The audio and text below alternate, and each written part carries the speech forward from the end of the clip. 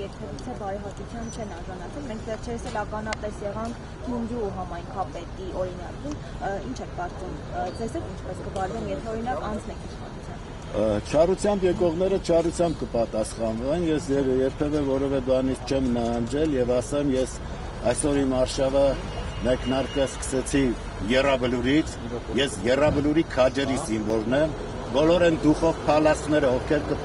կփորձեն չարամտորեն ինչ-որ գործողություններ ծրագրել, անել չարքապատկանները, ասել են կփալասվեն հայ ժողովրդի ոտքերի տակ։ Ակնհայտ է, որ իշխանությունը ախրից վարչական ռեսուրս է կիրառում, օրինակ հետագալուց է նկատեցինք, որ ամբողջ Իջմիածինը,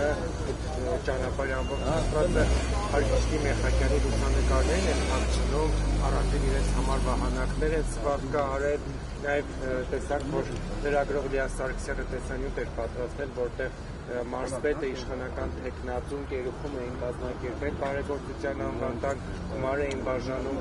ըստ էության արդեն չարաշահում չի։ Դա իրավական համակարգը պիտի դրանով զբաղվի, ես չեմ կարող գնահատականներ տալ, թող զբաղվեն, թող տեսնեն, որ վարչական ռեսուրսները պիտի կիրառվեն, ես դրանում կասկած չունեմ, դա ուրեմն փոքրն է որ կանեն, ես կուզեի չարության ռեսուրսները չկիրառեին եւ այնպես չանային, որ մեր ժողովուրդը վերջնականապես հիասթափվեր բոլոր նրանցից, ովքեր այսօր ստանձնել են երկրում իշխանության ղեկը։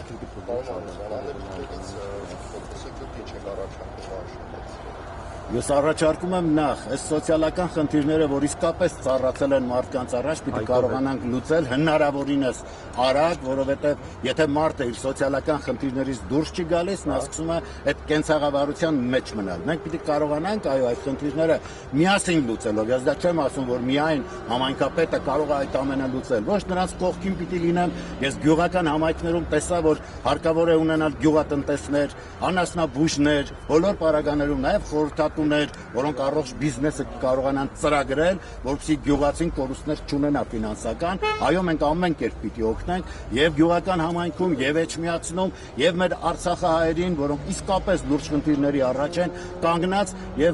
առաջնայինը, այո, պիտի այդ ինտեգրումը ապահովենք, որ նա զգա իր հարազատ հողի վրա է, երբեք չբացառելով Արցախ մեր վերադարձը, մենք պիտի նրանց կարողանանք, այո, այստեղ իրական տեր դարձնել իրենց երկրի։ Մտավախություն չկա, որ նույնիսկ եթե ընդդիմադիր ներկայացուցիչ ընտրվի, իշխանությունը չի ժողովրդի կվեն։ Բայց իշխանություն կա, ես հիմա լսում եմ դուք իշխանությունը չի անի, իշխանություն չկա, կա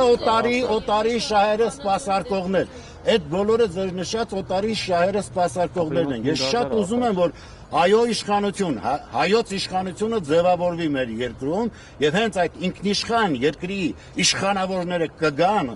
այս երկրի ղեկավարման ղեկին կլինեն, արդեն նման հարցեր չեն առաջանա եւ մենք կտեսնենք, որ առողջ քայլերով, հաղթական քայլերով մեր երկիրը գնում է առաջ։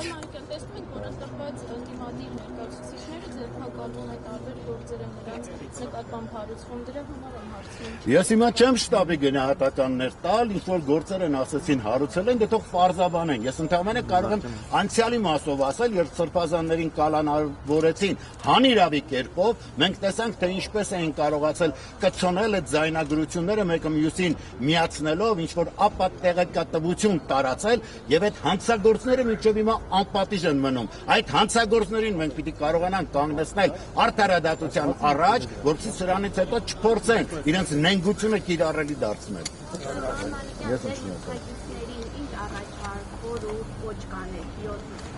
Խաղաղ մնան, հետևեն իրենց առողջությանը եւ շատ ծանր չտանեն։